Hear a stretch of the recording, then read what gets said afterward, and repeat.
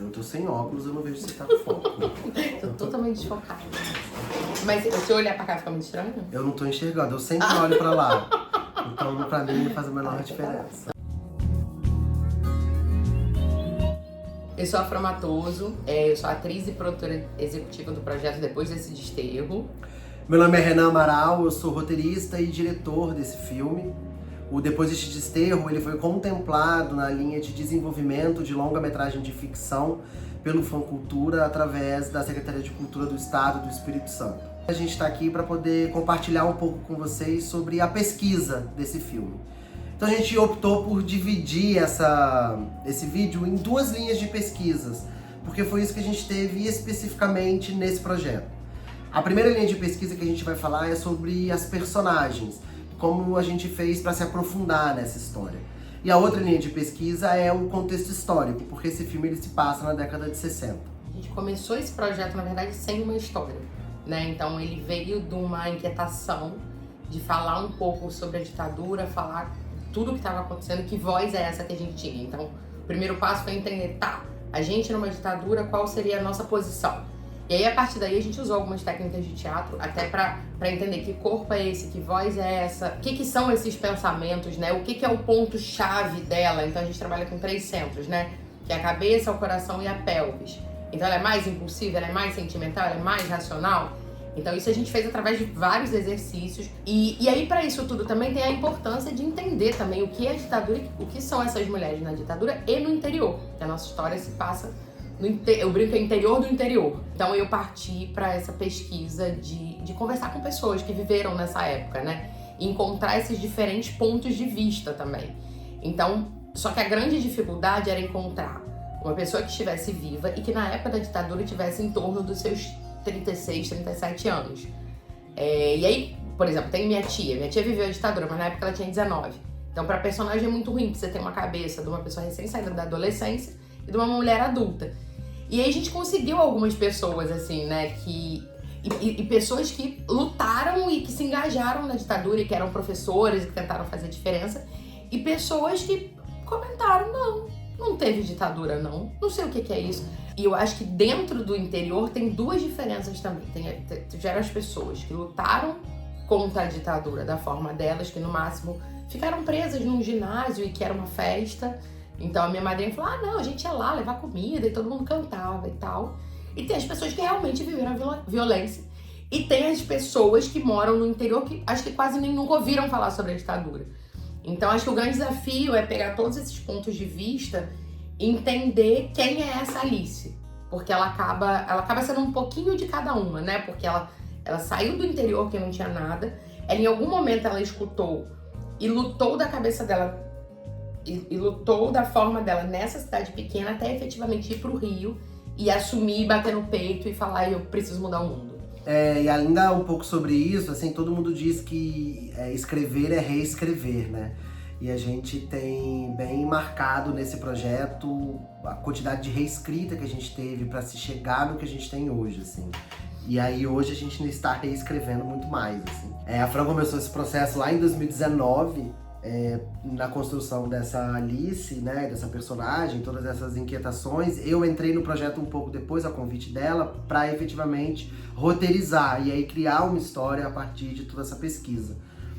E aí foi incrível a gente pegar tudo isso, assim, porque esse projeto ele já foi reescrito muitas vezes, com muitas histórias distintas, mas que todas elas têm em comum essa força da personagem. Então quando você tem uma personagem muito bem estabelecida, você também vai entender qual é a história mais forte para essa personagem, assim. Tanto que esse projeto ele já foi 1000 formatos, e a gente chegou no formato final que seria um longa, mas a gente primeiro escreveu um curta-metragem dele. Esse curta ele foi produzido também com incentivo através de recursos do Funcultura, pela Secretaria de Cultura do Espírito Santo.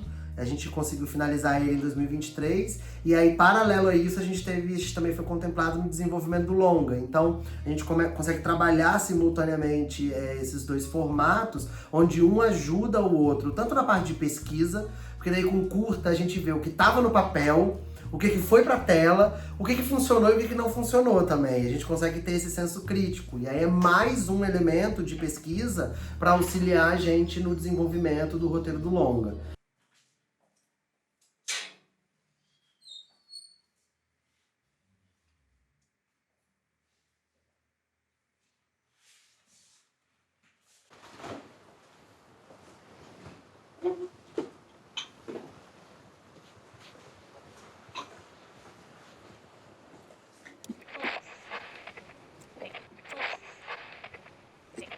O sinal aqui não é muito bom.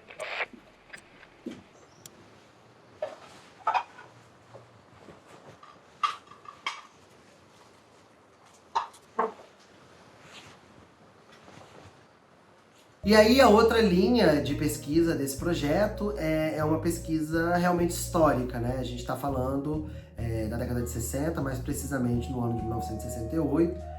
A ditadura está instaurada no país, a gente escolheu o ano de 68 pela instauração do AI-5, então é esse pano de fundo que a gente tem nessa história. Então é fundamental para a gente ter uma pesquisadora.